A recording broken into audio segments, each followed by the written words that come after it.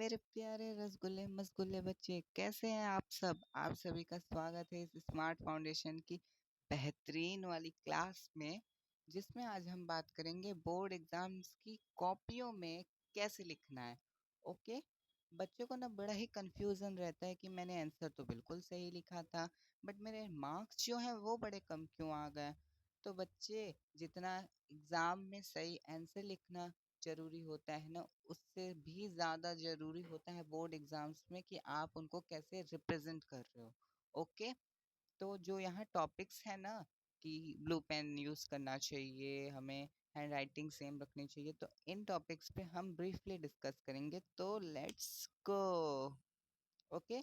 तो हमारा पहला टॉपिक था कि हमें जो है यूज ब्लू पेन और यूज ओनली वन पेन। तो ज़्यादा अप्रोप्रिएट हमारे लिए ब्लू पेन होता है, तो हम हमेशा जो आंसर्स है ना, उसको हम अपने ब्लू पेन में ही लिखेंगे। एक सिंगल पेन यूज करेंगे, ये नहीं कि ब्लू लिख दिया फिर ब्लैक लिखा, और ग्रीन रेड तो अलाउड ही नहीं है बच्चों को। ओके। तो आप उसको मत यूज करना।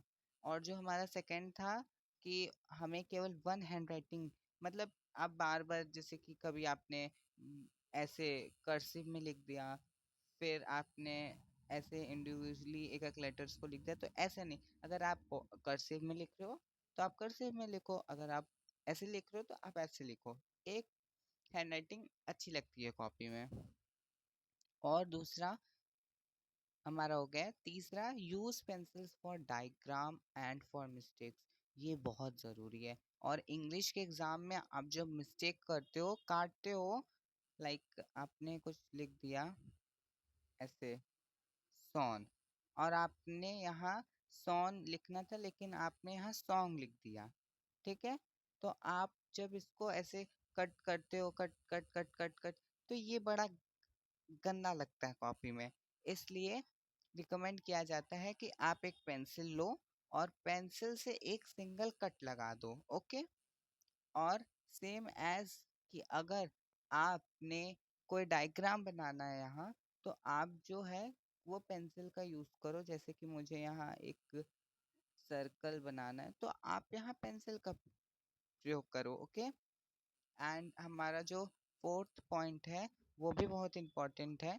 अगर मान लो मुझे यहाँ लिखना है डॉक्टर बी आर अम्बेडकर के बारे में। ओके। तो मैंने यहाँ लिख लिया, उसके बाद मुझे यहाँ एक ब्लैक पेन से अंडरलाइन करना है यहाँ। ओके। और उसके बाद अगर मान लो मैंने कोई आंसर लिखना है यहाँ, जस्ट लाइक सपोज कि मुझे एक आंसर लिखना है 2 × 2, तो आएगा आंसर क्या, 4। तो जो ये 4 है ना, मुझे इसको एक बॉक्स में लिखना चाहिए। ओके। ऐसे आंसर हाईलाइट भी होता है और अच्छा भी लगता है।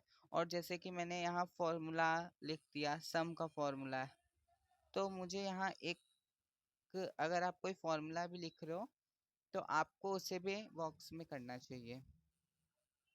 फिर उसके बाद जो हमारा फिफ्थ पॉइंट है कि आंसर्स को, जैसे कि यहाँ आपने एक आंसर लिखा आई एम बॉय। ओके। ठीक। तो आप दूसरे आंसर को यहीं सटा के मत लिखो, आप एक लाइन देकर। और हाँ, जब आंसर लिखना तो उसके आगे उसकी मार्किंग जरूर करना कि ये कौन सा क्वेश्चन है। फिर उसके बाद अगर आप क्वेश्चन 2 लिख रहे हो तो एक दो लाइन छोड़ के लिखो, और उसमें फिर अपना आंसर लिखो न्यू, जैसे कि आई एम गर्ल। ओके। ठीक है। Thank you.